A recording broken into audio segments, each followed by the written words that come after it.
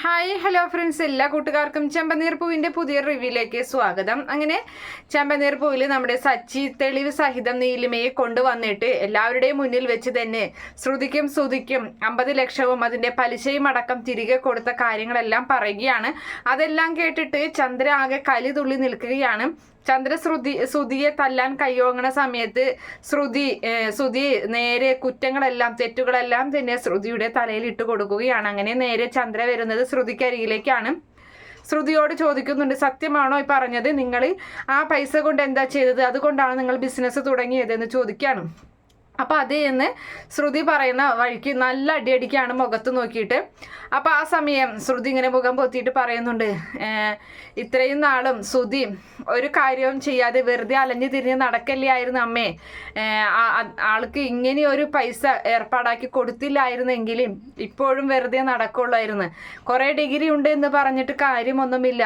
അയാൾ ഇതുവരെ ജീവിതത്തിൽ ഒരു പൈസയ്ക്ക് അധ്വാനിക്കാനുള്ള കഴിവ് അയാൾക്കില്ല എന്നുള്ള രീതിയിലൊക്കെ സംസാരിക്കുകയാണ്. അങ്ങനെയൊക്കെ പറയണ കേൾക്കുമ്പോൾ ചന്ദ്രയ്ക്കും അതുപോലെ തന്നെ നമ്മുടെ ശ്രുതിക്കും ആകെ നാണക്കേടായി പോവുകയാണ്. ശ്രുതി തല കുമ്പിട്ട് അങ്ങനെ നിൽക്കുന്നുണ്ട്. തൻ്റെ മകനെ എല്ലാവരുടെയും മുന്നിൽ വെച്ച് നാണം കെടുത്തുന്ന രീതിയിൽ സംസാരിക്കുന്ന ശ്രുതിയുടെ സംസാരം കേട്ടിട്ട് ചന്ദ്രയ്ക്ക് ദേഷ്യം വരികയാണ്. ചന്ദ്രയാണ്, നീ എന്താടി പറഞ്ഞത്? എൻ്റെ മോനെ താത്തിക്കിട്ട് സംസാരിക്കുന്നു. നീ ഇല്ലായിരുന്നെങ്കിൽ എൻ്റെ മോൻ വളരില്ലായിരുന്നോ? നീ എന്തൊക്കെ പറയുന്നത് എന്നൊക്കെ ചോദിച്ചിട്ട് അവളെ തലങ്ങും വിലങ്ങും തല്ലുകയാണ് ചന്ദ്ര ചെയ്യുന്നത്.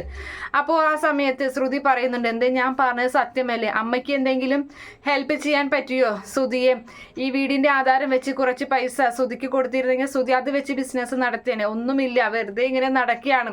സച്ചി എപ്പോഴും കളിയാക്കും ശ്രുതിയെ, പറയുന്നതിലും ഏറെക്കുറെ കാര്യങ്ങളൊക്കെ ഉണ്ട്. ഞാൻ പിന്നെ അതുകൊണ്ടാണ് അങ്ങനെയൊക്കെ ചെയ്തത് എന്നൊക്കെ പറയുമ്പോൾ അങ്ങനെ കുറേ തല്ലിയാണ്. അപ്പം അതൊക്കെ ഒട്ടും ഇഷ്ടപ്പെടാതെ ശ്രുതിക്കും നല്ല ദേഷ്യം തോന്നുകയാണ് ശ്രുതിയോട്.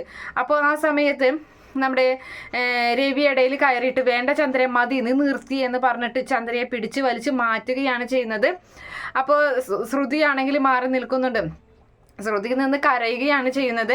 എന്തായാലും അടി കിട്ടുന്ന കാഴ്ച കാണുന്ന നമ്മുടെ സച്ചിക്കും രേവതിക്കും അതുപോലെ ശ്രീകാന്തിനും വർഷയ്ക്കൊക്കെ നല്ല ഇഷ്ടമാവുന്നുണ്ട്. അതെന്തായാലും തെറ്റ് ചെയ്തിട്ടാണല്ലോ അടി കിട്ടുന്നത്, അങ്ങനെ ഇഷ്ടമാവുകയാണ്. അങ്ങനെ അതിന് ശേഷമാണെങ്കിൽ നമ്മുടെ ശ്രുതി അങ്ങനെ ഒന്ന് കരയുകയാണ്. അപ്പോൾ ചന്ദ്ര എല്ലാവരോടും അകത്തേക്ക് കയറി പോകാൻ പറയുകയാണ്. പിന്നെ അതുപോലെ തന്നെ ശ്രുതിയോട് പറയുന്നുണ്ട്, ഒരു കാരണവശാലും നീ അവളെ അരികിലേക്ക് പോകരുത്. അവളാണെങ്കിൽ റൂമിൽ കയറി വാതിൽ അടച്ചിരിക്കുകയാണ്. അപ്പോൾ ശ്രുതി പറയുന്നുണ്ട്, എന്തെങ്കിലും കടുങ്കൈ ചെയ്താലും അമ്മയെന്ന് പറയുമ്പോൾ ഒരു കടുങ്കൈ അവൾ ചെയ്യില്ല, നീ പോകരുതെന്ന് പറഞ്ഞാൽ പോകരുത്. അപ്പോൾ ശ്രുതി അരികിലേക്ക് പിന്നെ കുറേ നേരം കഴിയുമ്പോൾ ചെല്ലുകയാണ് ശ്രുതി. അപ്പോൾ ശ്രുതി പറയുന്നുണ്ട്, നീ എന്ത് വർത്താനമാണ് ശ്രുതി നീ പറഞ്ഞത്? നീ എല്ലാവരുടെയും മുന്നിൽ വെച്ച് എന്നെ മോശമായി സംസാരിച്ചത് എന്തിനാണ്? നീ എന്നെ ചെറുതാക്കി എന്തിനാണ് സംസാരിച്ചതെന്ന് ചോദിക്കുകയാണ്. അത് ശരി, അപ്പം നിങ്ങളുടെ ഭാഗത്തുണ്ടായ തെറ്റല്ല അല്ലേ?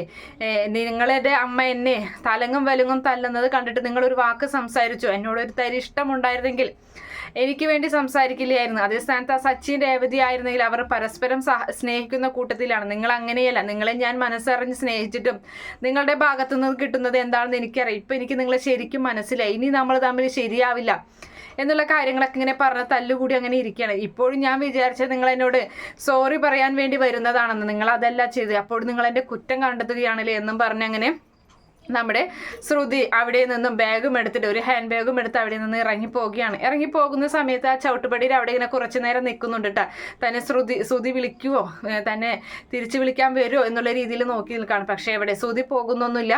അങ്ങനെ ശ്രുതിയാണെങ്കിൽ അവിടെ നിന്ന് നേരെ തൻ്റെ അമ്മയുടെ അരികിലേക്കാണ് പോകുന്നത്. അതേ സമയത്താണെങ്കിൽ സച്ചിൻ രേവതിയൊക്കെ കൂടിയിട്ട് ഇങ്ങനെ സംസാരിക്കുകയാണ്. അവരിങ്ങനെ ചായയൊക്കെ കൂടി സംസാരിക്കുന്നുണ്ട്. അപ്പോൾ വർഷയടക്കം എല്ലാവരും പറയുന്നുണ്ട്, എത്രയായാലും സ്വന്തം ഭാര്യയല്ലേ, സ്വന്തം ഭാര്യ അമ്മ ഇങ്ങനെ കിടന്ന് തല്ലണ കാണുമ്പോൾ മനസാക്ഷിയുള്ള ഭർത്താക്കന്മാർ അത് തടയും. തന്നെയല്ല, എല്ലാ തെറ്റും ഭാര്യയുടെ തലയിൽ ഇട്ട് കൊടുത്ത് അയാളും കൂടിയിട്ടല്ലേ, ശ്രുതിയും കൂടിയിട്ടല്ലേ തെറ്റ് ചെയ്തത്. എന്നിട്ട് അയാൾ മാന്യനായി മാറി നിന്ന് എല്ലാ തെറ്റും ശ്രുതിയുടെ തലയിൽ ഇട്ട് കൊടുത്തല്ലോ എന്നുള്ള കാര്യങ്ങൾ അവരിങ്ങനെ സംസാരിക്കുകയാണ്. അതിനുശേഷമാണെങ്കിൽ നമ്മുടെ ശ്രുതി തൻ്റെ അമ്മയുടെ മടിയിൽ കിടന്നിട്ട് പൊട്ടിക്കരയുന്നുണ്ട്. പിന്നെ കുറേ നേരം തൻ്റെ വിഷമങ്ങളൊക്കെ പറഞ്ഞങ്ങനെ പൊട്ടിക്കരയുകയാണ്. അപ്പോൾ ശ്രുതി വേഗം ചെന്ന് അമ്മയോട് പറയുന്നുണ്ട്, അമ്മേ അവൾ ഇത് ഇറങ്ങിപ്പോയി എന്ന് പറയുകയാണ്. അവൾ എവിടേക്കാണ് പോയെന്ന് അറിയില്ലല്ലോ എന്ന് പറയുമ്പോൾ എന്തും കൊണ്ടാണ് പോയെന്ന് ചോദിക്കുന്നുണ്ട്. അപ്പോൾ ഒരു ഹാൻഡ് ബാഗ് മാത്രമേ എടുത്തുള്ളൂ. അപ്പം നീ പേടിക്കേണ്ട, അവൾ വന്നോളും എന്ന് പറയുകയാണ്.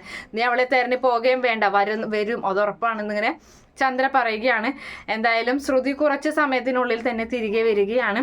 അങ്ങനെ അവളാണെങ്കിൽ നേരെ ചന്ദ്രയുടെ അരികിലേക്ക് ചെല്ലുകയാണ്. ചന്ദ്രയോട് മാപ്പ് പറയാനൊക്കെ ശ്രമിക്കുന്നുണ്ട്. പക്ഷേ ചന്ദ്ര ഒരിക്കലും അത് ഉൾക്കൊള്ളുന്നില്ല. എന്നിട്ട് ചന്ദ്ര പറയുന്നുണ്ട്, നിന്നെ ഞാൻ ഒരുപാട് വിശ്വസിച്ച് പോയി, ഈ വീട്ടിലെ ഏറ്റവും കൂടുതൽ സ്നേഹിച്ച നിന്നെയാണ്, എന്നിട്ടും നിന്റെ ഭാഗത്ത് നിന്ന് ഇങ്ങനെ ഞാൻ ഒരിക്കലും അത് ക്ഷമിക്കില്ല ശ്രുതി.